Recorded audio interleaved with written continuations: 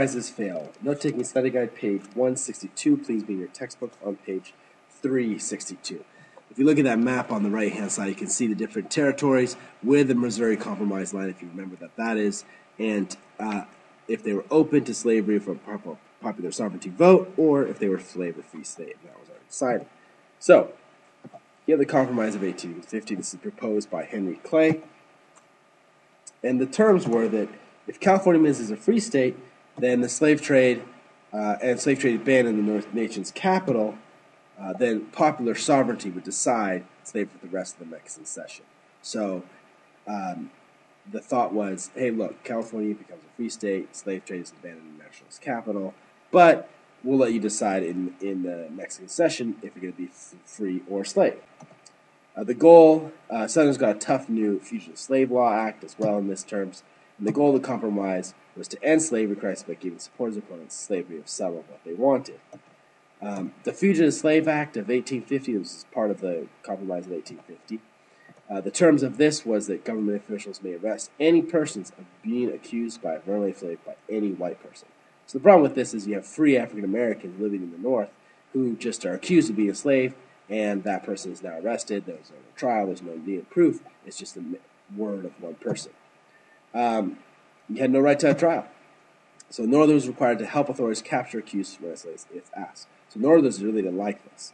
Okay, the result was that it was actually the most controversial part of the 1850 Compromise of 1850, and the result of this is that thousands of Northern African Americans fled to Canada in order not to be basically accused of being enslaved and being taken into slavery.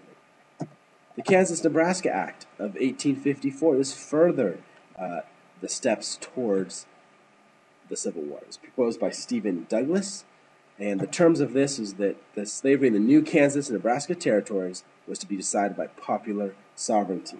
Okay, the result of this is it actually undid the Missouri Compromise, because if you remember, Missouri came as a slave state, but everything above that parallel, the bottom of Missouri, would enter as a free state because Missouri got to enter as a slave state. Okay, and this reopened the issue of slavery in the territories. How is slavery going to be decided above this certain line in a geographical line?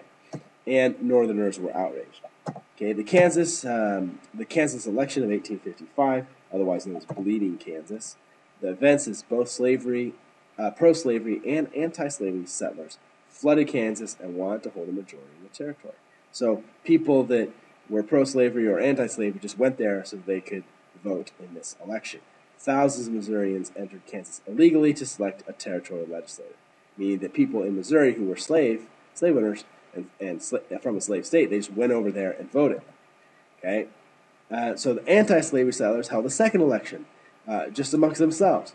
So the result was you actually had two governments in Kansas, one that was slave and one that was anti-slave.